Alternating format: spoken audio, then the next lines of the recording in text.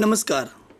આજે આપણે જીવવિજ્ઞાનની અંદર યુનિટ 3 કોષ રચના અને તેનું કાર્યની અંદર પ્રકરણ 8 કોષ જીવનના એક એકમ તરીકે અભ્યાસ કરીશું. દરેક સજીવ કોષ અને તેની નિપજોનો બનેલો હોય. સજીવ અને નિર્જીવની અંદર તફાવત એ છે કે સજીવની અંદર નાનામાં નાનો ઘટક એટલે કોષ અને એક કોષ તેનો બંધારણીય તેમજ રચનાત્મક એકમ છે. આપણી આસપાસ જોવા મળતા તમામ સજીવોનો પાયાનો એકમ કોષ છે. હવે એક કોષ વિશેની થોડીક વાત કરીએ તો બધા જ જીવંત સજીવોમાં જીવનના આધારભૂત એકમ તરીકે કોષની હાજરી. વિશ્વના તમામ સજીવો કોષોથી જ બનેલા જોવા મળે છે. સામાન્ય રીતે સજીવોની વાત કરીએ તો બે પ્રકારના સજીવો જોવા મળે છે. એક છે એક કોષી સજીવો અને બીજા છે બહુકોષી સજીવો. એક કોષી સજીવો છે તેઓ એક જ કોષના બનેલા હોય છે, સ્વતંત્ર અસ્તિત્વ ધરાવે અને જીવનના બધા જ આવશ્યક કાર્યો કરવા માટે સક્ષમ છે. એટલે કે તેના તમામ પાચન, પ્રજનન, ઉત્સર્જન વગેરે તમામ દૈહિક કાર્યો માત્ર એક જ કોષ દ્વારા થાય છે. તો આવા સજીવો એક કોષી સજીવો કહીએ. જ્યારે બહુકોષી સજીવો જેની અંદર ઘણા બધા કોષો આવેલા હોય છે, અહીંયા આ કોષો ભેગા મળી પેશી, અંગતંત્રની રચના બનાવતા હોય. તો એવા સજીવો કે જે ઘણા બધા કોષોના બનેલા હોય તે સજીવોને બહુકોષી સજીવો તરીકે ઓળખવામાં આવે. સજીવ એક કોષી હોય કે બહુકોષી હોય, પરંતુ તેનો રચનાત્મક અને ક્રિયાત્મક એકમ એક જ કોષ, મતલબ કે એક જ કોષ દ્વારા, બહુકોષી સજીવ પણ એક જ કોષ દ્વારા નિર્માણ પામતો જોવા મળે છે. એટલે આપણે કહી શકીએ કે સજીવ માટે કોષ જ એ રચનાત્મક અને ક્રિયાત્મક એકમ છે. હવે વાત કરીએ સજીવોની અંદર રહેલા કોષોની અને કોષના શોધ વિશેની વાત. તો સૌ પ્રથમ 1674ની અંદર એન્ટોની વોન લ્યુવેનહોક નામના વૈજ્ઞાનિકે સૌપ્રથમ સૂક્ષ્મદર્શક યંત્રની મદદથી સૌપ્રથમ જીવંત કોષોને જોયા અને તેનું વર્ણન કર્યું. એન્ટોની વોન લ્યુવેનહોકે ખાબોચિયાની અંદરથી પાણીનું ટીપું લઈ અને માઇક્રોસ્કોપમાં મૂકી અને સૌપ્રથમવાર જીવંત કોષનો અભ્યાસ કરેલો છે. ત્યાર પછી 1831ની અંદર રોબર્ટ બ્રાઉને કોષમાં કોષ કેન્દ્રની શોધ કરી. કોષની અંદર ગાઢ અભિરંજિત ભાગ છે જેને કોષ કેન્દ્ર તરીકે ઓળખવામાં આવે છે, તે રોબર્ટ બ્રાઉને શોધ કરેલી છે. ત્યારબાદ મોહલ અને પરકિંજ નામના વૈજ્ઞાનિકે 1839ની અંદર કોષની અંદર જે જીવંત દ્રવ્ય આવેલું છે એ જીવંત દ્રવ્યને જીવરસ, પ્રોટોપ્લાઝમ એટલે કે અંદર આવેલા તમામ દ્રવ્યને જીવરસ તરીકે ઓળખાવ્યું અને તેનું નામકરણ કર્યું જીવરસ તરીકે, પ્રોટોપ્લાઝમ તરીકે. થોડાક આગળ વધીએ તો કોષની શોધ પછી કોષ વિશેની કેટલીક માહિતી વૈજ્ઞાનિકોએ આપેલી છે અને એના આધારે સમગ્ર કોષવાદ અસ્તિત્વમાં આવ્યો. કોષવાદની અંદર વિવિધ વૈજ્ઞાનિકોનો ફાળો છે, જેની અંદર સૌપ્રથમ શરૂઆત કરીએ તો મેથિયસ સ્લીડન 1838ની અંદર તેમણે પોતે જર્મન વનસ્પતિ શાસ્ત્રી છે. તેમણે વિવિધ વનસ્પતિઓનો અભ્યાસ કરી અને કહ્યું કે બધી જ વનસ્પતિઓ વિવિધ કોષોની બનેલી હોય છે અને આ કોષો ભેગા મળી પેશીઓનું નિર્માણ કરે છે. તો આ વાત સ્લીડન નામના વૈજ્ઞાનિકે વનસ્પતિ કોષો માટે કીધી અને તે જ સમયની અંદર 1839માં થિયોડોર સ્વાને કે જેઓ બ્રિટિશ વનસ્પતિ શાસ્ત્રી હતા, તેમને પણ પ્રાણી કોષોનો અભ્યાસ કર્યો અને પ્રાણી કોષોના અભ્યાસને આધારે તેમણે કહ્યું કે કોષની બહારની બાજુએ પાતળું બાહ્ય પડ કોષરસ પટલ આવેલું હોય છે. કોષ દિવાલ એ વનસ્પતિ કોષોનું આગવું લક્ષણ છે, એટલે કે માત્ર ને માત્ર વનસ્પતિ કોષોમાં જ જોવા મળે, જ્યારે પ્રાણી કોષોમાં જોવા મળતું નથી. અને તેના આધારે તેને બંને વનસ્પતિ અને પ્રાણી કોષ માટે વાત કરી કે પ્રાણીઓ અને વનસ્પતિઓની શરીર રચના કોષ અને કોષની નિપજોની બનેલી છે. એટલે કે કોષ જે દ્રવ્યો બનાવે છે એ દ્રવ્યો વડે જ કોષનું નિર્માણ થતું જોવા મળે છે. અહીંયા આ બંને વૈજ્ઞાનિકો દ્વારા આપવામાં આવેલો કોષવાદની અંદર નવો કોષ કઈ રીતે બને છે તેના વિશેની સમજૂતી મળતી નથી.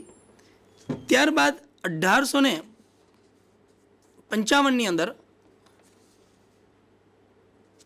રુડોલ્ફ વિર્સો નામનો વૈજ્ઞાનિક આવ્યો અને રુડોલ્ફ વિર્સો નામના વૈજ્ઞાનિકે અભ્યાસ ઉપરથી કીધું કે કોષ વિભાજન પામીને પૂર્વ અસ્તિત્વ ધરાવતા કોષોમાંથી નવા કોષોનું સર્જન થાય છે. એટલે કે એક કોષના કોષ વિભાજન થાય અને 2 કોષો બને, 2 કોષોમાંથી 4 કોષો બને, તો અહીંયા જે નવો કોષ ઉત્પન્ન થાય છે તે પૂર્વે અસ્તિત્વ ધરાવતો જે કોષ હતો તેમના વિભાજનમાંથી જ ઉત્પન્ન થાય છે.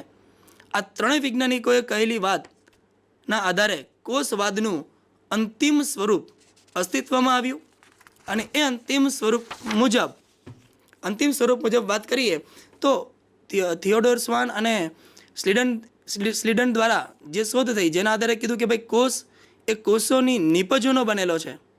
તો એક એ વાત મુદ્દો અને બીજો મુદ્દો કે વિર્સોનો મુદ્દો કે ભાઈ નવો જે કોષ બને છે તે પૂર્વે અસ્તિત્વ ધરાવતા કોષોના કોષ વિભાજન દ્વારા બને છે. તો આ બંને મુદ્દાને સાંકળી અને કોષવાદનું અંતિમ સ્વરૂપ અસ્તિત્વમાં આવ્યું. જે જોઈએ આપણે તો બધા જ જીવંત સજીવો કોષ અને કોષની નિપજોના બનેલા હોય છે. બીજું, બધા જ કોષોનું સર્જન પૂર્વે અસ્તિત્વ ધરાવતા કોષોમાંથી જ થાય છે.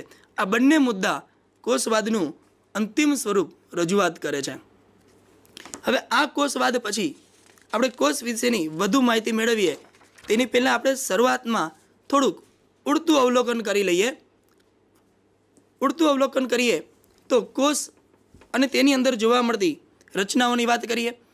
કોષોના કદ અને આકાર અને કાર્યની દ્રષ્ટિએ જુદા જુદા છે.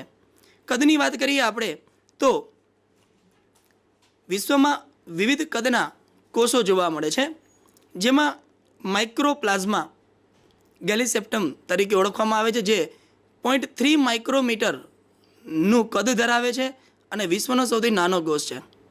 તેવી જ રીતે શાહમૃગનો અંડકોષ કે જે વિશ્વનો સૌથી મોટો કોષ છે, જે 6 ઇંચનો વ્યાસ ધરાવે છે કવચ સાથે, અને જો કવચ કાઢી નાખવામાં આવે તો 3 ઇંચનો વ્યાસ ધરાવે છે. સામાન્ય બેક્ટેરિયાની વાત કરીએ તો બેક્ટેરિયાઓ 3 થી 5 માઇક્રોમીટરનો વ્યાસ ધરાવતા હોય. મનુષ્યના રક્તકણો 7 થી 7 માઇક્રોમીટર વ્યાસ ધરાવતા હોય. સામાન્ય કોષ 0.2 થી 20 માઇક્રોમીટર જેટલું કદ ધરાવતો હોય. તેવી જ રીતે ચેતાકોષની વાત કરીએ તો ચેતાકોષ એ શરીરનો સૌથી લાંબામાં લાંબો કોષ પૈકીનો એક છે. તો કદની અંદર કોષોની વિવિધતા જોવા મળે.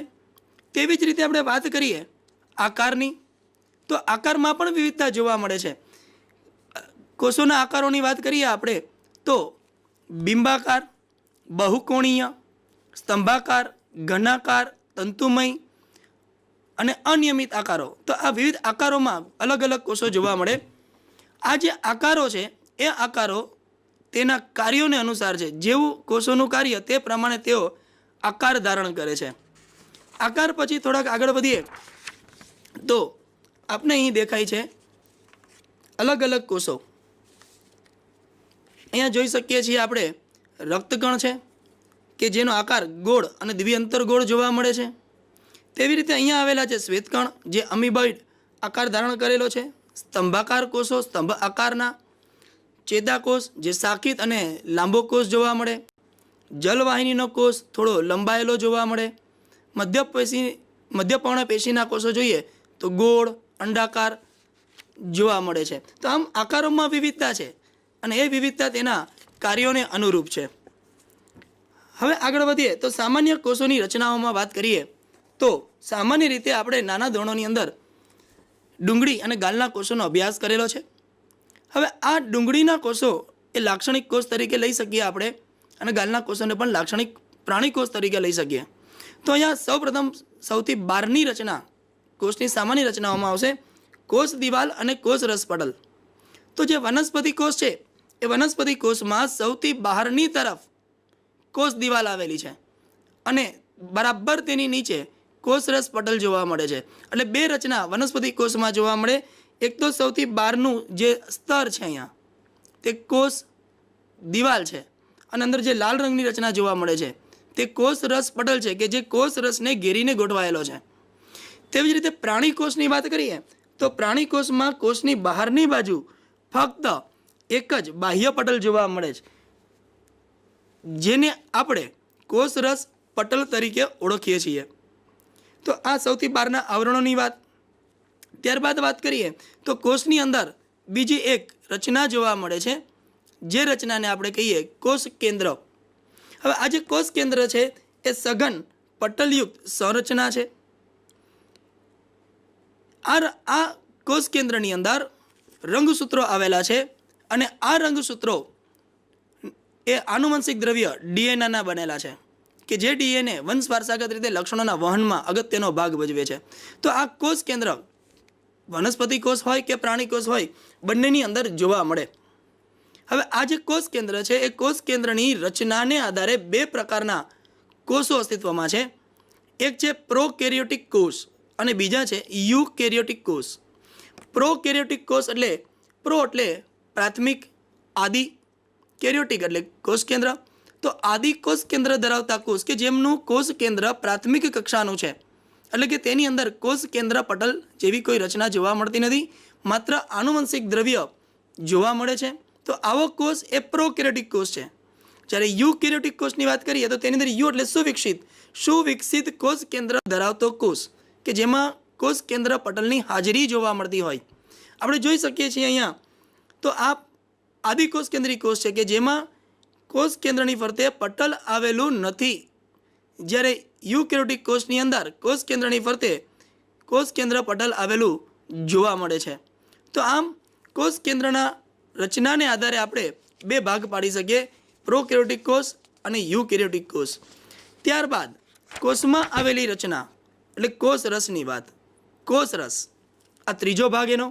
કોષોમાં અર્ધ તરલ આધારક તરીકે કોષની અંદર કોષ કેન્દ્ર કોષ રસ પટલ સિવાયનો અંદરની તરફ આવેલો સંપૂર્ણ ભાગ એટલે કોષ રસ છે, જે કોષોનું કદ રોકે છે. સંપૂર્ણ કોષને અંદર આવેલો વિસ્તાર.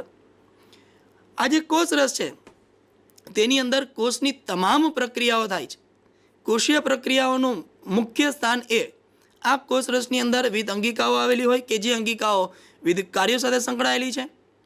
કોષને જીવંત સ્થિતિમાં રાખવા માટે જરૂરી રાસાયણિક પ્રક્રિયાઓ કોષ રસમાંની અંગિકાઓની અંદર થતી હોય છે. તો આ કહી શકીએ આપણે કે કોષને જીવંત સ્થિતિમાં રાખવા જરૂરી રાસાયણિક પ્રક્રિયાઓ કોષ રસમાં જ થાય છે.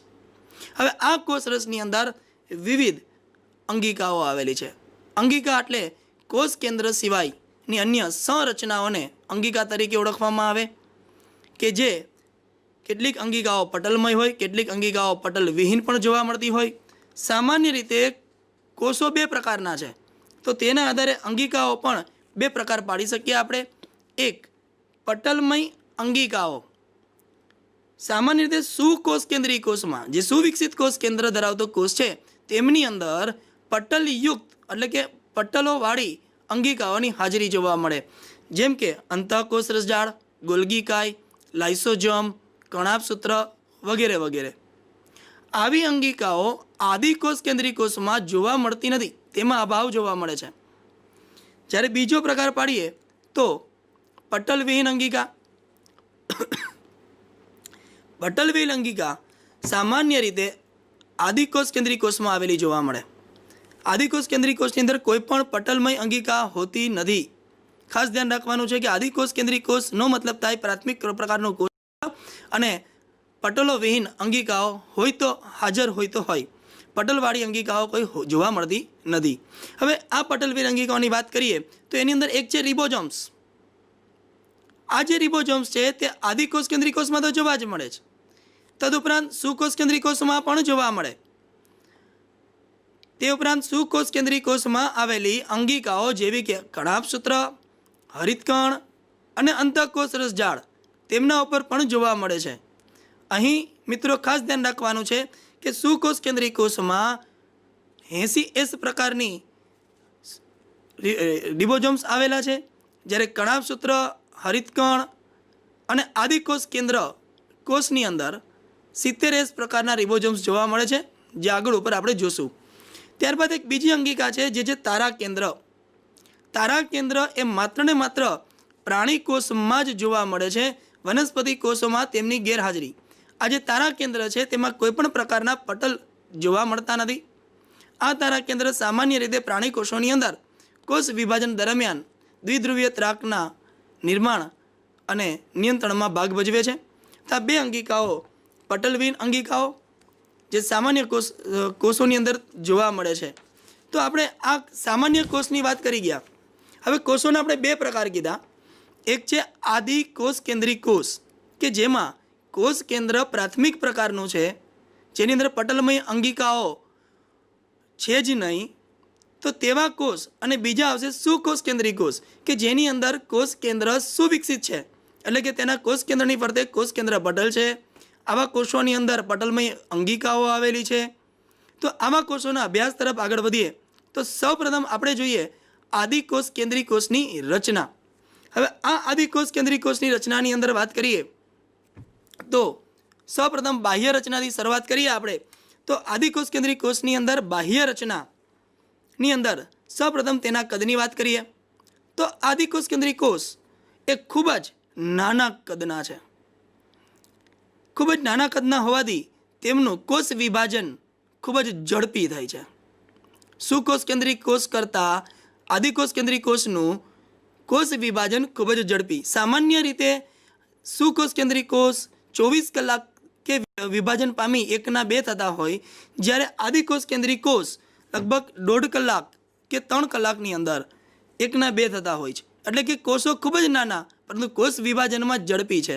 હવે એના અલગ અલગ આદિકોષ કેન્દ્રી કોષોની વાત કરીએ તો સામાન્ય રીતે બેક્ટેરિયા એ 1 થી 2 માઇક્રોમીટર કદ ધરાવતા હોય. માઇકોપ્લાઝમા ગેલિસેપ્ટમ એ 0.1 માઇક્રોમીટરનું કદ ધરાવતા હોય. એ જ છે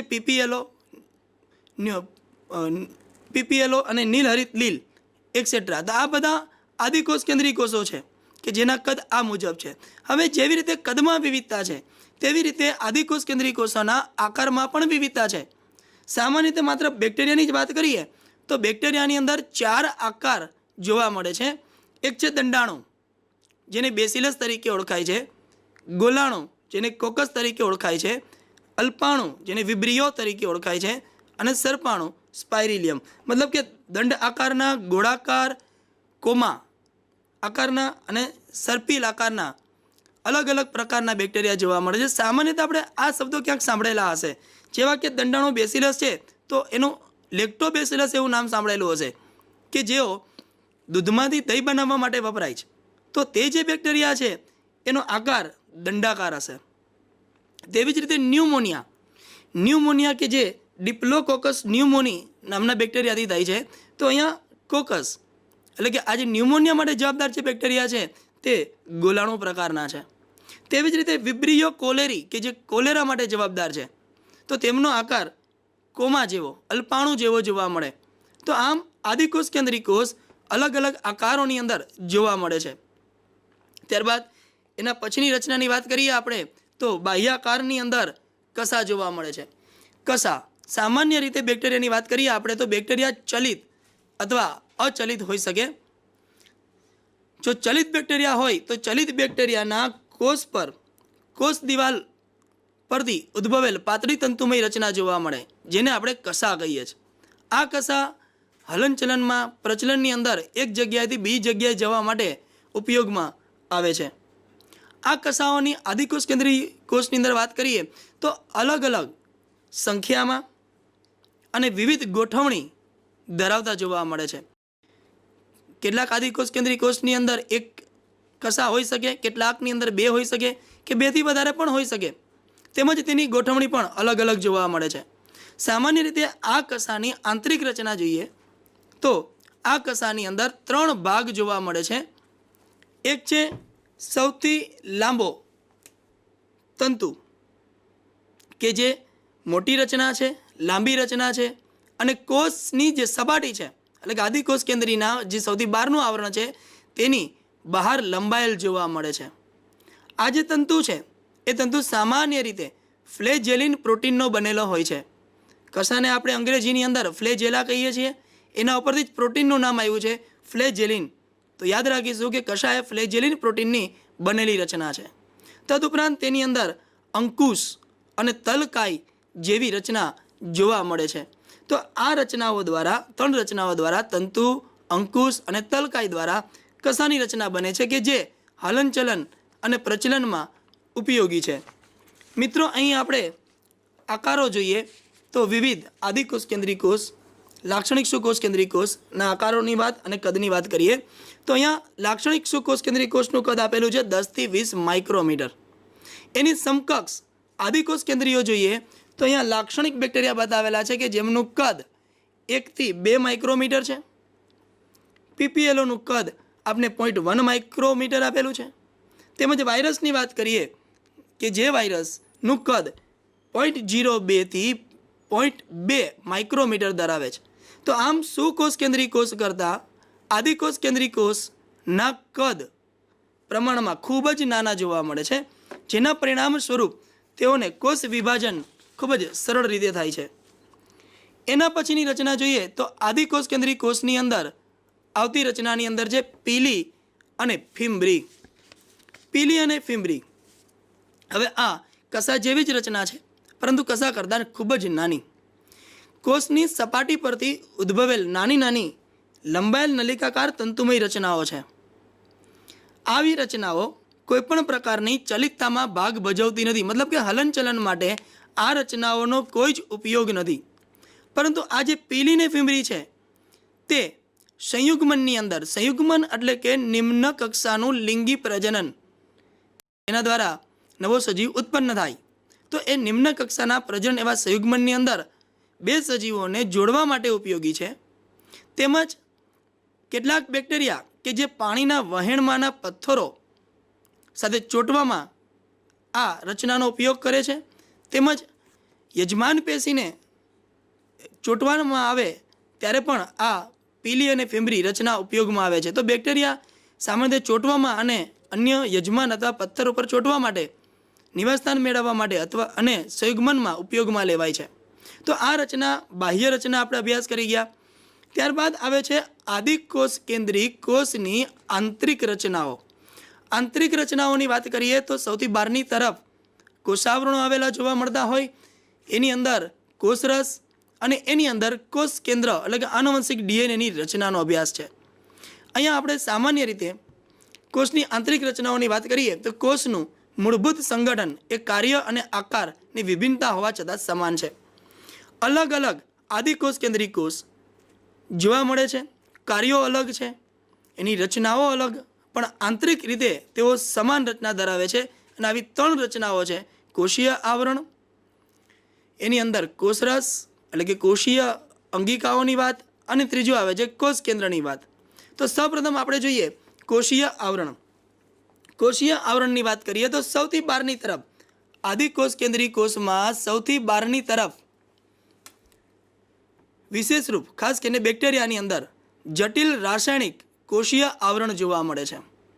જટિલ રચના છે, બેક્ટેરિયાઓને રક્ષણ મેળવવાનું હોય છે, તો તેના માટે આ બેક્ટેરિયામાં સૌથી બહારની તરફ આવરણ આવેલા તેને કોષીય આવરણ કહેવાય, જે સામાન્ય રીતે 3 સ્તરીય રચના છે. મિત્રો, ધ્યાનમાં રાખીએ આપણે કે કોષીય આવરણ આદિકોષ કેન્દ્રીયમાં 3 સ્તરોનું બનેલું જોવા મળતું હોય. આ 3 સ્તરો પોતપોતાની રીતે બંધારણીય રીતે અને કાર્યની દ્રષ્ટિએ અલગ છે, પરંતુ 3 સ્તર સંયુક્ત રીતે આ બેક્ટેરિયાને રક્ષણ આપવાનું કાર્ય કરશે. એટલે કે સંયુક્ત કાર્ય તરીકે રક્ષણાત્મક આવરણ બનાવવાનું કાર્ય કરે છે. આવા 3 સ્તરોની વાત કરીએ તો સૌથી બહારનું ગ્લાયકોકેલિક્સ, એની અંદર મધ્યનું કોષ દિવાલ અને તેની સૌથી અંદરનું કોષરસ પટલ. ચાલો મિત્રો, આપણે આ આવરણો વિશેનો અભ્યાસ કરીએ. તો સૌથી બહારનું આવરણ જે વાત કરીએ છીએ કે સૌથી બહારનું આવરણ આપણે અહીંયા આકૃતિમાં જોઈએ તો સૌથી બહારનું આવરણ જે આપણે ઓરેન્જ રંગનું દેખાય છે તે ગ્લાયકોકેલિક્સનું આવરણ છે. આ ગ્લાયકોકેલિક્સનું આવરણ સૌથી બહારનું. હવે આ જે ગ્લાયકોકેલિક્સનું આવરણ છે તે બંધારણ અને જાડાઈની બાબતે જુદું જુદું જોવા મળે. અલગ અલગ આદિકોષ કેન્દ્રીય કોષ, ખાસ કરીને બેક્ટેરિયાઓની વાત કરીએ તો બેક્ટેરિયાની અંદર આ ગ્લાયકોકેલિક્સના સ્તરનું જે બંધારણ છે તે જુદું જુદું હોય, અનુકૂળતા મુજબનું હોય. જેમ કે શ્લેષ્મ સ્તર તરીકે કેટલાક આદિકોષ કેન્દ્રીય કોષમાં ઓળખાય. એટલે કે જે આ ગ્લાયકોકેલિક્સનું જે સ્તર છે, સૌથી બહારનું સ્તર છે, એ સૌથી બહારનું સ્તર એ શિથિલ આવરણ સ્વરૂપે જોવા મળે, નરમ જોવા મળે, શિથિલ આવરણ સ્વરૂપે. સામાન્ય બેક્ટેરિયાને ચોંટવામાં મદદરૂપ છે. તેવી જ રીતે કેટલાક આદિકોષ કેન્દ્રીય કોષની અંદર આ ગ્લાયકોકેલિક્સનું સ્તર જાડું જોવા મળે, મજબૂત જોવા મળે, સખત આવરણ સ્વરૂપે જોવા મળે, જેને આપણે પ્રાવર તરીકે ઓળખીશું અથવા અંગ્રેજીમાં કેપ્સ્યુલ તરીકે ઓળખીશું. કેપ્સ્યુલ એટલે પ્રાવર, ગુહા, આવરણ. તો આ ગ્લાયકોકેલિક્સનું સૌથી બહાર આવેલું આવરણ. ત્યાર પછીનું આવરણ મિત્રો આકૃતિમાં જોઈએ તો અહીંયા જે ગ્રીન રંગની રચના છે, ગ્રીન રંગનું ફરતી ઘેરી ગોઠવાયેલું બીજા નંબરનું આવરણ જે મધ્ય સ્તર છે, એ મધ્ય સ્તર એ કોષ દિવાલ તરીકે ઓળખાય. આ કોષ દિવાલની કાર્યની વાત કરીએ તો તે કોષોને યોગ્ય આકાર આપવાનું કાર્ય કરશે. તે આદિકોષ કેન્દ્રીય કોષમાં આકાર જે સજીવો છે, સજીવોના વિવિધ આકારો એ આ કોષ દિવાલને આભારી છે. તેમજ આ કોષ દિવાલ એ મજબૂત બંધારણીય રચનાઓ આપશે, જેથી રક્ષણ મળી રહેશે. આ કોષ દિવાલ એ બેક્ટેરિયાને તૂટવા તેમજ પતન થવાથી અટકાવશે. વિવિધ પરિસ્થિતિમાં વિકાસ પામતા બેક્ટેરિયાઓને બાહ્ય પરિસ્થિતિ સામે લડવા માટે આ રક્ષણાત્મક આવરણ તરીકે કાર્ય કરશે. તો અહીંયા તૂટવાને તેમજ પતન સામે અટકાવશે એટલે એનું આયુષ્ય વધશે. ત્યારબાદ ત્રીજા નંબરનું આવરણ સૌથી અંદરનું જે આપણે લાલ રંગમાં દેખાય છે તે કોષ રસ પટલ તરીકે ઓળખાય છે. સૌથી અંદરનું સ્તર તેનો ગુણધર્મ છે અર્ધપ્રવેશશીલ પટલ તરીકે. અર્ધપ્રવેશશીલ પટલનો મતલબ થાય કે તે સામાન્ય દ્રાવકના અણુઓને પ્રવેશવા દે, જ્યારે દ્રાવ્ય અણુઓનો પ્રવેશ અટકાવતું જોવા મળે. આ એનો અગત્યનો ગુણધર્મ છે. આ કોષ રસ પટલ બાહ્ય પર્યાવરણ સાથે સતત સંપર્કમાં રહે છે, દ્રવ્યોની આપ-લે કરે છે. સામાન્ય રીતે બહારથી કોષમાં દ્રવ્યોને આવવા દે છે અને કોષમાંથી દ્રવ્યોને બહાર લઈ જવા દે છે. તો અહીંયા દ્રવ્યોની અવર જવર માટે આ કોષ રસ પટલ અગત્યનો ભાગ ભજવે છે. આમ આ 3 કોષીય આવરણો હવે આ રક્ષણાત્મકનું કાર્ય કરશે. કોષીય આવરણની અંદર વિભિન્નતા અને ગ્રામ નામના વૈજ્ઞાનિક કે શોધેલ અભિરંજક પદ્ધતિના આધારે ખાસ કરીને બેક્ટેરિયાના 2 જૂથમાં વહેંચવામાં આવે. ગ્રામ નામના વૈજ્ઞાનિકે કોષીય આવરણોને અભિરંજિત કરવા માટેની પદ્ધતિ શોધી, જેને કહેવાય છે ગ્રામ અભિરંજક પદ્ધતિ. આ ગ્રામ અભિરંજક પદ્ધતિની મદદથી તેની અભિરંજન ક્ષમતાને આધારે બેક્ટેરિયાને આપણે 2 જૂથોની અંદર વેચી દેશું, ગ્રામ પોઝિટિવ અને ગ્રામ નેગેટિવ. મિત્રો અહીંયા ગ્રામ પોઝિટિવની વાત કરીએ તો ગ્રામ પોઝિટિવની અંદર જે બેક્ટેરિયાનું કોષીય આવરણ ગ્રામ અભિરંજક વડે અભિરંજિત થાય, એટલે ગ્રામ અભિરંજકનું શોષણ કરે, તેને આપણે કહીશું ગ્રામ પોઝિટિવ. જ્યારે જે બેક્ટેરિયાઓ ગ્રામ અભિરંજકનું શોષણ કરી શકતા નથી તો તેવા બેક્ટેરિયાઓને આપણે કહીશું ગ્રામ નેગેટિવ. તો આમ કોષીય આવરણોની અભિરંજન ક્ષમતાને આધારે આદિકોષ કેન્દ્રીય કોષોને ગ્રામ પોઝિટિવ અને ગ્રામ નેગેટિવની અંદર આપણે વેચીએ છીએ. ત્યારબાદ વાત આવે છે એના પછીનું અંગ એટલે કોષ કેન્દ્ર.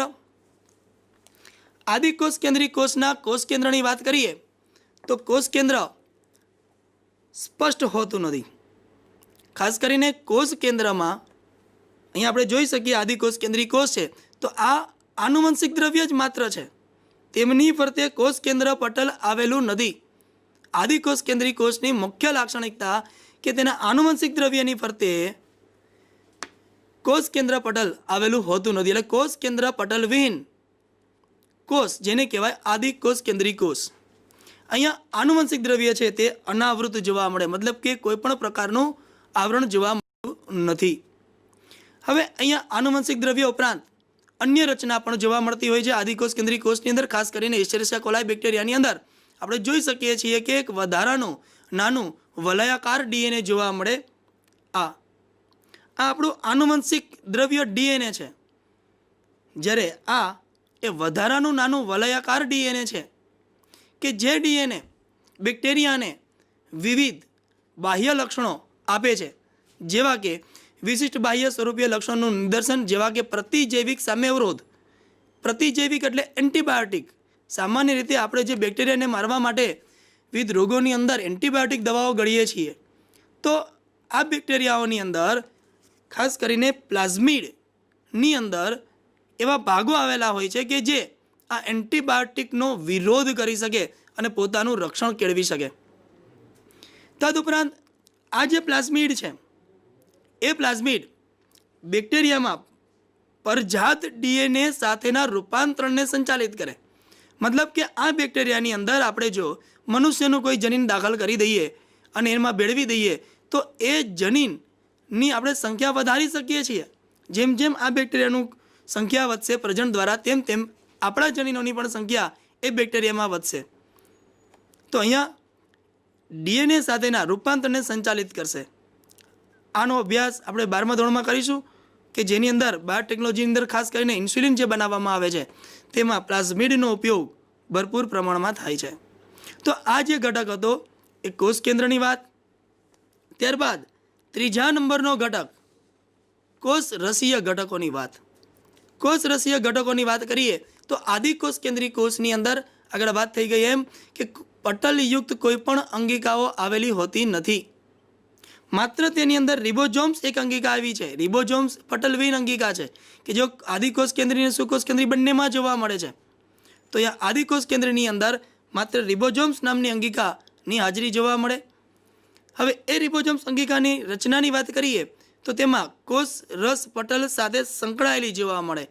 જે કોષ રસ પટલ છે પરિઘ વિસ્તારની અંદર ત્યાં રિબોઝોમ્સ જોવા મળે છે. આવા રિબોઝોમ્સનું કદ 15 નેનોમીટરથી 20 નેનોમીટર સુધીનું જોવા મળે. સામાન્ય રીતે આદિકોષ કેન્દ્રી કોષમાં જોવા મળતા રિબોઝોમ્સના બે ઘટકો છે. એક છે 50S અને બીજા છે 30S. આ બંને ઘટકો એકબીજા સાથે જોડાય અને 70S પ્રકારના રિબોઝોમ્સ બનાવે છે. મિત્રો અહીંયા એસનો મતલબ થાય સ્વેડબર્ગ. અહીંયા 50 સ્વેડબર્ગ અને 30 સ્વેડબર્ગ આ બંને એકમો જોડાશે. આ દરમિયાન 10 એકમ એના જોડાણમાં વપરાઈ જશે એટલે અંતિમ જે લંબાઈ આવશે તે 70Sની આવશે. આ જે રિબોઝોમ્સ છે એ રિબોઝોમ્સનું કાર્ય છે પ્રોટીનનું સંશ્લેષણ કરવું. અહીં પ્રોટીનનું સંશ્લેષણ રિબોઝોમ્સ અંગિકા દ્વારા થાય જે કોષની વિવિધ જરૂરિયાતોને પૂરી પાડે. પોલિજોમ્સ સામાન્ય રીતે ડીએનએ દ્વારા આનુવંશિક દ્રવ્ય દ્વારા mRNA ઉત્પન્ન થાય અને આ mRNA દ્વારા પ્રોટીનનું નિર્માણ થતું જોવા મળે. હવે જ્યારે આ mRNA સાથે પ્રોટીનના નિર્માણમાં એક કરતાં વધારે રિબોઝોમ્સ ભાગ લેતા હોય, એટલે કે આનુવંશિક દ્રવ્ય દ્વારા પ્રાપ્ત mRNA એટલે મેસેન્જર આરએનએ, સંદેશક આરએનએ, આ સંદેશક આરએનએની લંબાઈ ઉપર જો એક કરતાં વધારે રિબોઝોમ્સ ગોઠવાય અને તેઓ પ્રોટીન સંશ્લેષણમાં સંયુક્ત રીતે ભાગ ભજવતા હોય તો ત્યારે તેઓને પોલીરિબોઝોમ્સ અથવા તો પોલિજોમ્સ તરીકે ઓળખવામાં આવે છે. એટલે કે એક mRNA પર પ્રોટીન નિર્માણ માટે એક કરતાં વધારે રિબોઝોમ્સને સંયુક્ત રીતે આપણે કહીએ છીએ પોલિજોમ્સ અથવા પોલીરિબોઝોમ્સ. તો આ રચના પછી બીજી વાત કરીએ તો કોષ રસીય અંગિકાઓની અંદર મેસોઝોમ્સ નામની રચના આવેલી છે. મિત્રો અહીંયા ફરી યાદ કરાવી દઉં તો આદિકોષ કેન્દ્રી કોષની અંદર કોઈ પણ પટલમય અંગિકાઓ આવેલી નથી, પરંતુ મેસોઝોમ નામની અંગિકા એ આદિકોષ કેન્દ્રી કોષની લાક્ષણિકતા છે. કેમ તો કે માત્ર આદિકોષ કેન્દ્રી કોષમાં જ જોવા મળે. હવે આ આદિકોષ કેન્દ્રી કોષની રચનામાં આપણે જોઈએ તો અહીંયા આજે કોષ રસ પટલ દ્વારા ઉપસેલી રચના જોવા મળે છે લાલ રંગની. એ તમામ રચનાઓ મેસોઝોમ્સ છે. એ હકીકતમાં કોષ રસ પટલ જે બહાર તરફ આવેલા હોય તેની અંદરની તરફ અંતરવલન અને વિસ્તૃતીકરણથી નિર્માણ પામે છે. આ રચના પુટિકાઓ, નલિકાઓ અને પટલિકાઓની બનેલી છે. પુટિકા એટલે કોથળીઓ જેવી રચના જોવા મળે, કેટલાકની અંદર નલિકાઓ રચના જોવા મળે. આ જે મેસોઝોમ્સ છે તેનું કાર્યની વાત કરીએ તો તે કોષ દિવાલના નિર્માણમાં ભાગ કરે, તેવા રસાયણો ઉત્પન્ન કરે કે જેથી કોષ દિવાલનું નિર્માણ થાય. ડીએનએના સ્વયંજનનની અંદર મદદરૂપ છે. એટલે એક ડીએનએમાંથી 2 ડીએનએ બનાવવા માટે મદદરૂપ, બાળકોષોમાં તેના વિતરણમાં મદદરૂપ, એટલે કે એક કોષમાંથી જ્યારે 2 કોષ બનતા હોય ત્યારે બંને કોષોને છૂટા પાડવામાં મદદરૂપ છે. તદુપરાંત કાર્યની વાત કરીએ તો શ્વસન, સ્ત્રાવી પ્રક્રિયા, કોષરસ પટલ સપાટી વિસ્તાર અને ઉત્સેચકની માત્રાને વધારવા માટે મદદરૂપ છે. તો આ મેસોજોમ નામની અંગિકા ખૂબ અગત્યનું કાર્ય આદિકોષ કેન્દ્રીય કોષની અંદર કરે છે. એના પછી રચના જોઈએ તો ક્રોમેટોફોર. ક્રોમેટો એટલે રંગ વિશિષ્ટ રંજક દ્રવ્યો ધરાવતી કણિકા. સામાન્ય રીતે સાયનોબેક્ટેરિયાની અંદર કે જેઓ રસાયણ સંશ્લેષી પ્રકાશ સંશ્લેષી બેક્ટેરિયાઓ છે તેમના કોષ રસમાં પટલથી વિસ્તૃત પામેલી રંજક દ્રવ્યો ધરાવતી રચના છે. અહીંયા વિશિષ્ટ રંજક દ્રવ્યો આવેલા હોય કે જે પ્રકાશ સંશ્લેષણની પ્રક્રિયામાં ભાગ ભજવતા હોય તેવા સાયનોબેક્ટેરિયાની અંદર ક્રોમેટોફોર નામની અંગિકા જોવા મળે. ખાસ ધ્યાનમાં રાખવું કે આની ફરતે પણ પટલ હોતો નથી. ત્યારબાદ એના પછીની રચનાની વાત કરીએ તો સૂક્ષ્મકાય રચનાઓ. આદિકોષ કેન્દ્રીય કોષની અંદર ઘણી બધી સૂક્ષ્મ રચનાઓ જોવા મળે છે. સૂક્ષ્મકાય શબ્દ એટલા માટે વાપરવામાં આવે છે કે તે એક જથ્થા સ્વરૂપે જ હોય છે. કોષમાં પટલ વિહીન મુક્ત વિતરણ પામેલી એટલે સ્વતંત્ર વિતરણ પામેલી છે, કોઈ સાથે જોડાણ નથી તેનું, તેમજ આરક્ષિત દ્રવ્યોનો સંચય કરતી મતલબ કે વિવિધ પ્રકારના પોષક દ્રવ્યોનો સંચય કરતી રચનાઓ જોવા મળે છે, જેમને સૂક્ષ્મકાય તરીકે ઓળખીએ છીએ. દાખલા તરીકે ઉદાહરણ તરીકે લઈએ તો ફોસ્ફેટ કણિકાઓ. આ કણિકાઓની અંદર ફોસ્ફેટનો સંગ્રહ થાય. ગ્લાયકોજન કણિકાઓ કે જેમની અંદર ગ્લાયકોજનનો સંગ્રહ થતો જોવા મળે.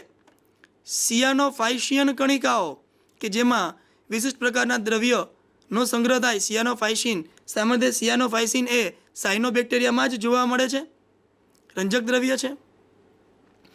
તો આમ સૂક્ષ્મકાય રચનાઓ કે જેઓ વિવિધ દ્રવ્યોનો સંગ્રહ કરતી રચનાઓ છે. તદુપરાંત વાયુયુક્ત રસધાનીઓ જોવા મળે છે, જેમ કે નીલ હરિત લીલ, જાંબલી અને હરિત પ્રકાશ સંશ્લેષી બેક્ટેરિયા. નીલ હરિત લીલ આદિકોષ કેન્દ્રી, જાંબલી અને હરિત બેક્ટેરિયાઓ કે જેઓ પ્રકાશ સંશ્લેષણની ક્રિયામાં ભાગ ભજવતા હોય તેમની અંદર વાયુયુક્ત રસધાનીઓ જોવા મળતી હોય. તો આ બધી રચનાઓ કોષ રસની અંદર જોવા મળે છે. તેમાં આ સિવાય કોઈ પણ વિશિષ્ટ પટલમય અંગિકાઓ રચનાઓ જોવા મળતી નથી. તો આ વાત આપણે કરી ગયા આદિકોષ કેન્દ્રીય કોષની અંદર આવેલી રચનાઓની વાત કે જેની અંદર કોષીય આવરણો, કોષરસીય વિવિધ રચનાઓ અને કોષ કેન્દ્રની વાત કરી ગયા. હવે તેની સાપેક્ષ આપણે સુકોષ કેન્દ્રીય કોષની વાત કરીએ તો સુકોષ કેન્દ્રીય કોષ સામાન્ય રીતે બધા જ પ્રોટિસ્ટા, ફૂગ અને વનસ્પતિ અને પ્રાણીઓમાં જોવા મળે છે. આ કોષોની રચના જોઈએ તો સામાન્ય રીતે મેં અહીંયા વનસ્પતિ કોષ અને પ્રાણી કોષને મૂકેલો છે. આ વનસ્પતિ કોષનો અભ્યાસ કરીએ આપણે તો તેની અંદર સ્પષ્ટ સુવિકસિત કોષ કેન્દ્ર જોવા મળે. તેમજ એની અંદર વાત કરીએ તો કોષ કેન્દ્ર ઉપરાંત બહારની તરફ કોષ દિવાલ જોવા મળે, તેની અંદર સ્પષ્ટ કોષ કેન્દ્ર જોવા મળે.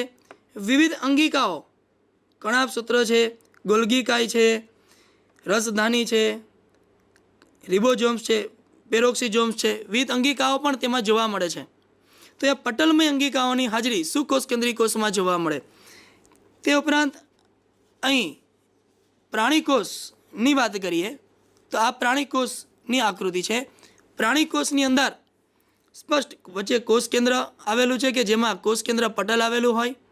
એ ઉપરાંત કોષ કેન્દ્રિકાની હાજરી જોવા મળે. વિવિધ પટલમય અંગિકાઓ જે કે ગોલ્ગીકાય, પેરોક્સિઝોમ, લાઇસોઝોમ, કણાભસૂત્ર વગેરે પટલમય અંગિકાઓની હાજરી જોવા મળે છે. તો અહીંયા સુકોષ કેન્દ્રીય કોષોની અંદર પટલમય અંગિકાઓ જોવા મળે છે, તેમજ તેના કોષ કેન્દ્ર પણ સુવિકસિત જોવા મળે છે. અહીં સુકોષ કેન્દ્રીય કોષોની અંદર યાદ રાખવાનું ખાસ કે પટલમય અંગિકાઓ હાજર, કોષ કેન્દ્ર પટલથી આવૃત સુવિકસિત કોષ કેન્દ્ર. તદુપરાંત આ કોષોની અંદર પ્રચલન સંકુલો આવેલા હોય કે જે પ્રચલનમાં મદદ કરે. તદુપરાંત કોષ રસની અંદર કંકાલ આવેલું છે જે કોષીય વિવિધ દ્રવ્યોના વહન માટે ઉપયોગી છે. આ વિશેષતા છે સુવિકસિત કોષની કે જેમાં કોષરસ કંકાલ જોવા મળે. તદુપરાંત જે આનુવંશિક દ્રવ્ય છે એ આનુવંશિક દ્રવ્ય આદિકોષ કેન્દ્રીમાં અનાવરિત હતું, જ્યારે અહીંયા રંગસૂત્ર સ્વરૂપે આયોજન પામેલું હોય છે. એટલે કે અહીંયા આનુવંશિક દ્રવ્ય જે રંગસૂત્ર દ્રવ્ય છે તે વિવિધ રંગસૂત્ર સ્વરૂપે જોવા મળે. જેમ કે ઉદાહરણ તરીકે લઈ શકીએ કે મનુષ્યની અંદર એક કોષમાં કોષ કેન્દ્રમાં 46 રંગસૂત્રો જોવા મળે છે. તો એ રંગસૂત્ર સ્વરૂપે આયોજન પામેલું હોય એ સુકોષ કેન્દ્રી કોષની વિશેષતા છે. વનસ્પતિ કોષની થોડી વાત કરીએ અને પ્રાણી કોષની બંનેની તુલનાત્મક વાત કરીએ તો વનસ્પતિ કોષોની અંદર કોષ દિવાલ રંજક દ્રવ્ય મોટી રસધાનીઓ આવેલી જોવા મળતી હોય. હવે આવી કોઈ પણ રચના પ્રાણી કોષમાં નહીં જોવા મળે, આમ માત્ર ને માત્ર વનસ્પતિ કોષોમાં જ જોવા મળે. જ્યારે પ્રાણી કોષોની અંદર તારા કેન્દ્ર નામની પટલવિહીન અંગિકા આવેલી છે કે જે માત્ર કોષ વિભાજન દરમિયાન સક્રિય રીતે ભાગ ભજવે છે, જે માત્ર પ્રાણી કોષમાં જ જોવા મળશે, વનસ્પતિ કોષમાં જોવા મળશે નહીં. મિત્રો, એ ખાસ ધ્યાનમાં રાખવાનું છે કે વનસ્પતિ કોષ અને પ્રાણી કોષ બંનેમાં કોષ વિભાજન થાય, દ્વિધ્રુવીય ત્રાકતંતુ બને, પરંતુ તારા કેન્દ્ર માત્ર ને માત્ર પ્રાણી કોષમાં જ આવશે. વનસ્પતિ કોષમાં તારા કેન્દ્ર જોવા મળતું નથી. ત્યારબાદ એની આંતરિક રચનાઓ તરફ આગળ વધીએ તો સુકોષ કેન્દ્રી કોષની અંદર પણ આદિકોષ કેન્દ્રી કોષની જેમ જ સૌથી બહાર આવરણો છે. તેની અંદર કોષરસીય ભાગ કે જેની અંદર વિવિધ સુવિકસિત પટલમય અંગિકાઓ આવેલી છે અને તેના કેન્દ્રની અંદર કોષ કેન્દ્ર છે કે જે પણ સુવિકસિત છે, એટલે કે પટલમય રચના ધરાવે છે. તો ચાલો મિત્રો હવે આપણે તેના આગળ રચનાઓનો અભ્યાસ કરીએ. તો સૌપ્રથમ કોષરસ પટલની વાત કરીએ. સૌપ્રથમ 1950થી કે જ્યારે ઇલેક્ટ્રોન માઇક્રોસ્કોપની શોધ થઈ ત્યારબાદ જ કોષરસ પટલની વિસ્તૃત રચનાનો અભ્યાસ શક્ય બન્યો. ત્યાર પહેલાં કોષની શોધ થઈ ગઈ હતી, પરંતુ એટલા શક્તિશાળી માઇક્રોસ્કોપ નહોતા કે જે ઊંડાણપૂર્વકનો અભ્યાસ કરી શકે. તો ઇલેક્ટ્રોન માઇક્રોસ્કોપના અભ્યાસ પછી વિસ્તૃત રચના શક્ય બની. જ્યારે મનુષ્યના રક્તકણના કોષરસ પટલના રાસાયણિક અભ્યાસ પછી તેની સંભવિત સંરચના વિશે જાણકારી પ્રાપ્ત થઈ. આવા જાણકારી મુજબ કોષરસ પટલ દ્વિસ્તરીય લિપિડનો બનેલો છે, એટલે કે તેમની અંદર લિપિડના 2 સ્તરો આવેલા છે. આ જે લિપિડના સ્તરો છે એ લિપિડના બનેલા અને લિપિડના ઘટક તરીકે ફોસ્ફોગ્લિસરાઇડ હોય છે. આ ફોસ્ફોગ્લિસરાઇડનો બનેલો ઘટક દ્વારા લિપિડ બને અને તેના દ્વારા 2 સ્તર દ્વારા દ્વિસ્તરીય રચના બને કોષરસ પટલની. હવે આ લિપિડની રચનાની વાત કરીએ તો કોષરસ પટલની રચનાની અંદર સંકળાયેલા લિપિડ સામાન્ય રીતે 2 ભાગ ધરાવે છે. એક ભાગ છે ધ્રુવીય શીર્ષ અને બીજો ભાગ છે અધ્રુવીય પૂંછડી. ધ્રુવીય એટલે કે જેની અંદર ધન અને ઋણ ભાગ બહુ સ્પષ્ટ હોય, અધ્રુવીય ભાગ કે જેમાં ધન અને ઋણ ભાગ સ્પષ્ટ નથી. દાખલા તરીકે પાણી, તો પાણી એ ધ્રુવીય દ્રાવક છે કારણ કે એમાં ધન આયન અને ઋણ આયન સ્પષ્ટ અલગ થઈ શકે. તો અહીંયા લિપિડની અંદર ધ્રુવીય શીર્ષનો ભાગ કે જે હંમેશા બહારની તરફ ગોઠવાયેલો હોય અને બીજો અધ્રુવીય પૂંછડી કે જે અંદરની તરફ ગોઠવાય છે.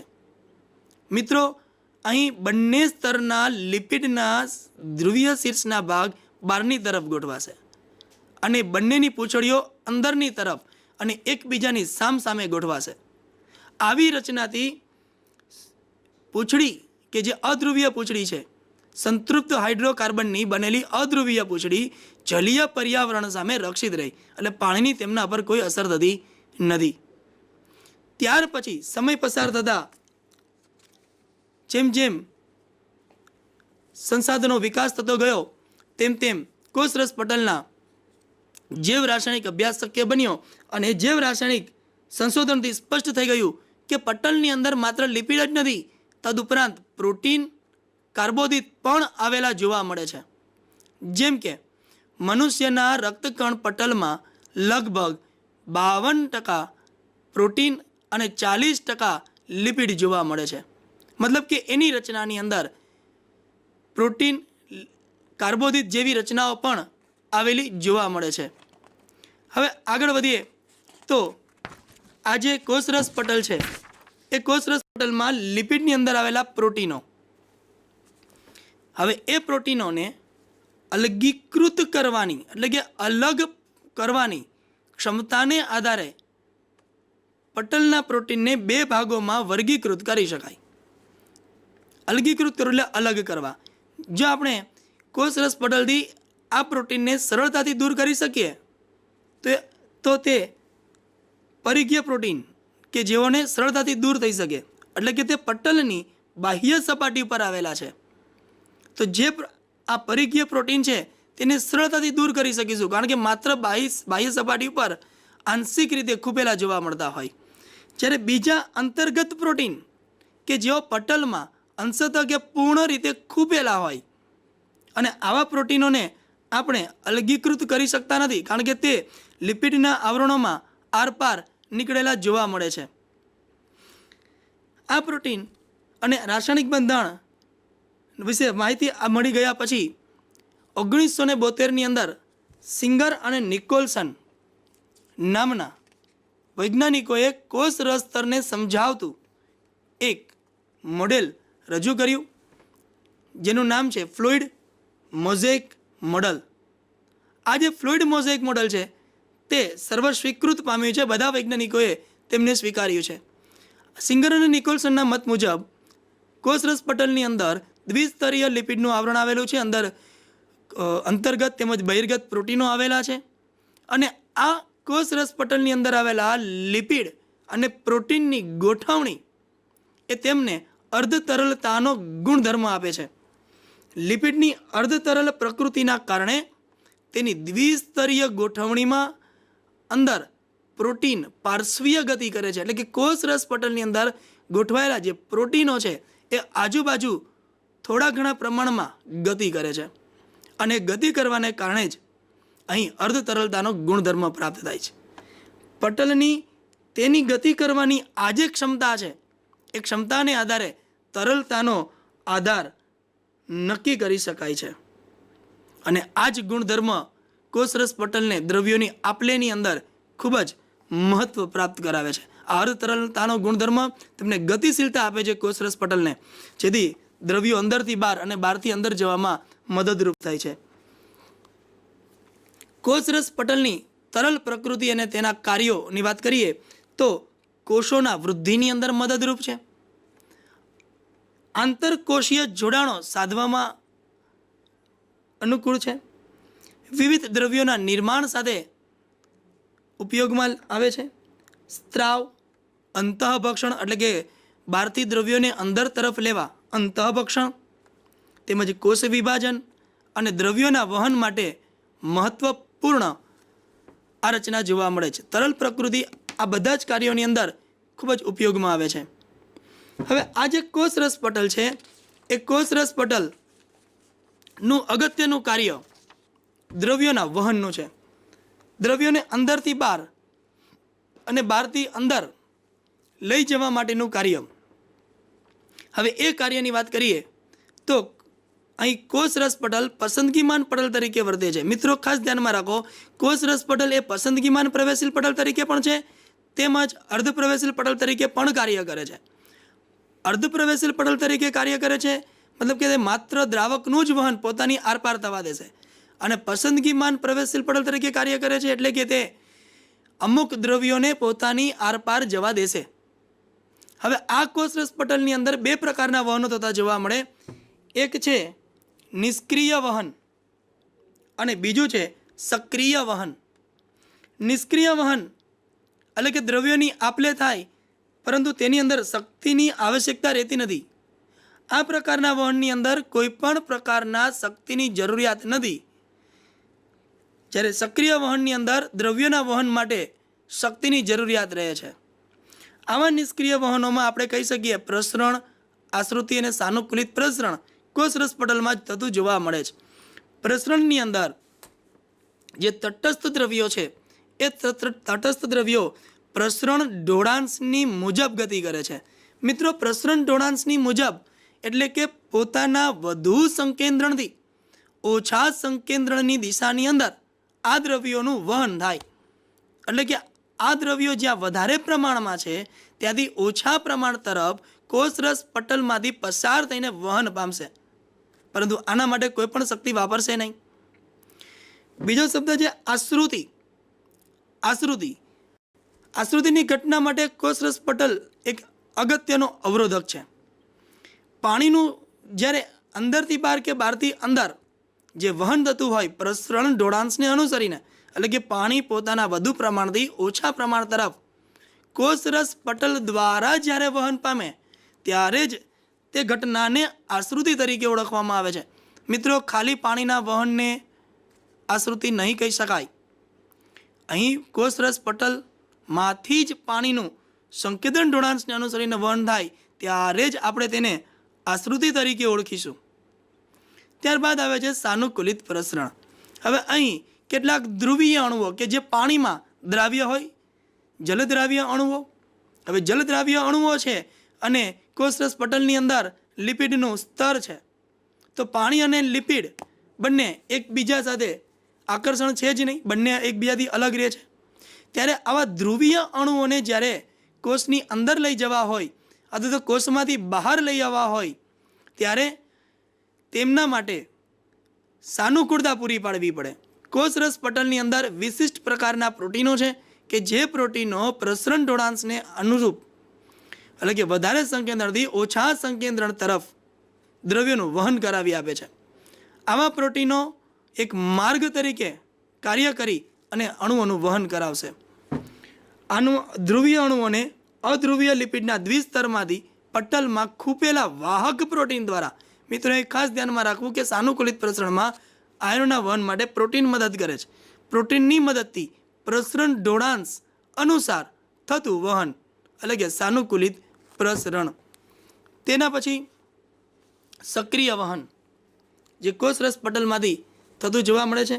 સામાન્ય રીતે આયનો કે અણુઓનું વહન, કેટલાક આયનો કે અણુઓનું વહન સંકેન્દ્રણ ઢોળાંશની વિરુદ્ધ દિશામાં એટલે કે પોતાના ઓછા પ્રમાણથી વધારે પ્રમાણ તરફ જ્યારે ધકેલવાનું હોય ત્યારે શક્તિ વપરાય જ. તો અહીંયા જે દ્રવ્યોના વહનમાં, ખાસ કરીને જે દ્રવ્યોને સંકેન્દ્ર ઢોળાંશની વિરુદ્ધ દિશામાં વહન થવાનું છે તે દ્રવ્યોના વહનમાં એટીપીનો શક્તિનો ઉપયોગ કરી અને વહન થાય છે. ત્યારે આવા વહનને સક્રિય વહન તરીકે ઓળખવામાં આવે છે. દાખલા તરીકે સોડિયમ અને પોટેશિયમ પંપ. સોડિયમ અને પોટેશિયમ પંપ એ સામાન્ય રીતે આપણા સ્નાયુઓની અંદર, ચેતાઓની અંદર, ખાસ કરીને આપણા ચેતાકોષની અંદર જ્યારે ઉર્મિ વેગનું વહન થતું હોય ત્યારે આ સોડિયમ પોટેશિયમ પંપ ખૂબ જ મદદરૂપ થાય છે, જેમાં સોડિયમ અને પોટેશિયમને અંદર બહાર આવાગમન માટે પૂરી પાડે છે. અહીં સોડિયમ અને પોટેશિયમ પંપ શક્તિનો ઉપયોગ કરીને જ દ્રવ્યોનું વહન કરાવશે. તો આ જે છે તે કોષરસ પટલનું અગત્યનું કાર્ય છે. તેના પછી આવે છે કોષ દિવાલની વાત. તો કોષ દિવાલ સામાન્ય રીતે વનસ્પતિ અને ફૂગના કોષરસ પટલની બહારની તરફ આવેલ નિર્જીવ દ્રઢ રચનાને કોષ દિવાલ કહેવાય. મિત્રો, અહીંયા વનસ્પતિની અંદર જ માત્ર કોષ દિવાલ આવેલો હોય, પ્રાણીઓમાં કોષ દિવાલ હોતી નથી, કોષરસ પટલની બહારની તરફ આવેલી છે. હવે આવી કોષ દિવાલ વિવિધ વનસ્પતિઓમાં અલગ અલગ દ્રવ્યોની બનેલી જોવા મળે. જેમ કે લીલની અંદર વાત કરીએ તો લીલના કોષોની અંદર આ જે કોષ દિવાલ છે એ સેલ્યુલોઝની બનેલી હોય, ગેલેક્ટન્સ દ્રવ્યની, મેનોસ, કેલ્શિયમ કાર્બોનેટ જેવા ક્ષારોની બનેલી જોવા મળે છે. જ્યારે સામાન્ય વનસ્પતિઓની અંદર કેટલાકની અંદર સેલ્યુલોઝ, હેમિસેલ્યુલોઝ, પેક્ટિન અને પ્રોટીન જેવા દ્રવ્યોની બનેલી કોષ દિવાલ જોવા મળે. જ્યારે ફૂગ એ વિશિષ્ટ, તેની અંદર આપણે ફંગસ સેલ્યુલોઝની કોષ દિવાલ કહીએ છીએ સામાન્ય રીતે. એ ફંગસ સેલ્યુલોઝ એટલે ફૂગની કોષ દિવાલ કે જે કાઇટિન મિશ્રિત સેલ્યુલોઝની બનેલી જોવા મળે છે. તો આમ કોષ દિવાલની રચનાની અંદર વિવિધ દ્રવ્યો સંકળાયેલા છે અલગ અલગ વનસ્પતિઓની અંદર. હવે આવી કોષ દિવાલની અંદર સામાન્ય બે કોષ દિવાલ હોય છે. બે પ્રકારની કોષ દિવાલનો અભ્યાસ આપણે કરીએ છીએ. અહીં આકૃતિમાં જોઈએ આપણે તો આકૃતિની અંદર તરુણ જે કોષ હોય એ તરુણ કોષની અંદર પ્રાથમિક કોષ દિવાલ જોવા મળે, જે મૂળભૂત કોષ દિવાલ છે, કોષરસ સ્તરની બહાર આવેલી દિવાલ છે. આ જે કોષ દિવાલ છે એ સમય પસાર થતાં પરિપક્વ બનતા બનતા ધીમે ધીમે ક્ષીણ થતી જાય ત્યારે તેની નીચે આંતરિક અને અરીય રીતે દ્વિતીયક કોષ દિવાલનું નિર્માણ થાય. અહીં આકૃતિમાં જોઈએ છીએ આપણે કે પ્રાથમિક કોષ દિવાલ ઉપર વિવિધ દ્રવ્યોનું સ્થૂલન જોવા મળે છે. સામાન્ય રીતે દ્વિતીયક કોષ દિવાલની અંદર લિગ્નિન, સુબેરિન જેવા દ્રવ્યોનું સ્થૂલન થતું જોવા મળતું હોય અને જેના દ્વારા દ્વિતીયક દિવાલનું નિર્માણ થાય, જે રક્ષણાત્મક કાર્ય કરે છે. તો આમ પ્રાથમિક અને દ્વિતીયક દિવાલ. એ ઉપરાંત વનસ્પતિની અંદર વાત કરીએ તો બીજી રચનાઓ પણ જોવા મળતી હોય, જેમ કે મધ્ય પટલ. અહીં આ વનસ્પતિ કોષો આપેલા છે. એ વનસ્પતિ કોષો વચ્ચે અહીંયા એક્ઝેક્ટ મધ્યમાં બે કોષોની વચ્ચે, બંને કોષોની કોષ દિવાલની વચ્ચે મધ્ય પટલ આવેલો છે કે જે મધ્ય પટલ દ્વારા બંને કોષો એકબીજા સાથે જોડાણ સાધે. આ બંને કોષોને જોડાવા માટેનું માધ્યમ એટલે મધ્ય પટલ. અને આ મધ્ય પટલ કેલ્શિયમ પેક્ટેટ નામના દ્રવ્યનું બનેલું જોવા મળે છે કે જે એની મજબૂતી આપશે. તો આ પ્રત્યેક વનસ્પતિ કોષોની વચ્ચે મધ્ય પટલ નામની રચના જોવા મળે. તદુપરાંત આ વનસ્પતિ કોષોને દ્રવ્યોની આપ-લે કરવા માટે કોષ દિવાલ અવરોધક છે, મધ્ય પટલ અવરોધક છે, કોષરસ પટલ અવરોધક છે. ત્યારે પાસેના કોષોમાં દ્રવ્યોની આપ-લે કરવા માટે વિશિષ્ટ પ્રકારના કોષરસીય તંતુઓનું નિર્માણ થતું જોવા મળે છે. તો આ કોષરસીય તંતુઓ છે કે જેઓ દ્રવ્યોની આપ-લે કરવામાં મદદરૂપ થશે. આપણે જોઈ ગયા પ્રાથમિક કોષ દિવાલ. 3 કોષમાં વૃદ્ધિ ક્ષમતા પછી ધીમે ધીમે નાશ પામે ત્યારે દ્વિતીયક દિવાલનું નિર્માણ થાય. પ્રાથમિક કોષ દિવાલ પર લિગ્નિન અને સુબેરિન દ્રવ્યની જમાવટ. મિત્રો, આપણે જાણીએ છીએ કે જલવાહક પેશીના જે જલવાહિની કી અને જલવાહિની છે તેમની અરીય અને આંતરિક દિવાલો ઉપર લિગ્નિનનું સ્થૂલન થતું જોવા મળે છે. પરિણામે તે દિવાલ દ્રઢ અને મજબૂત બને છે. તેવી જ રીતે વનસ્પતિના મૂળ અને મૂળની અંદર આવેલા અંતઃસ્તર અને એ અંતઃસ્તરની કોષોની અરીય અને આંતરિક દિવાલો પર સુબેરિન દ્રવ્યની જમાવટ થતી જોવા મળે છે અને સુબેરિન દ્રવ્યની જમાવટને કારણે દ્વિતીયક દિવાલનું નિર્માણ થતું જોવા મળે છે. આપણે જોઈ ગયા મધ્ય પટલ કેલ્શિયમ પેક્ટેટનો બનેલ, કોષોને જકડી રાખશે અને સંપર્કમાં રાખશે.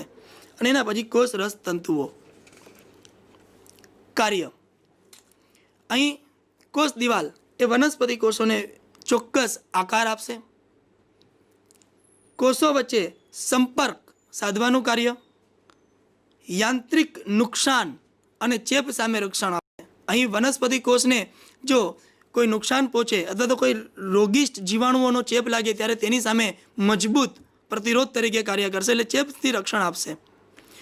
અનિચ્છનીય મહાઅણુઓથી કોષને અવરોધ પ્રદાન કરે.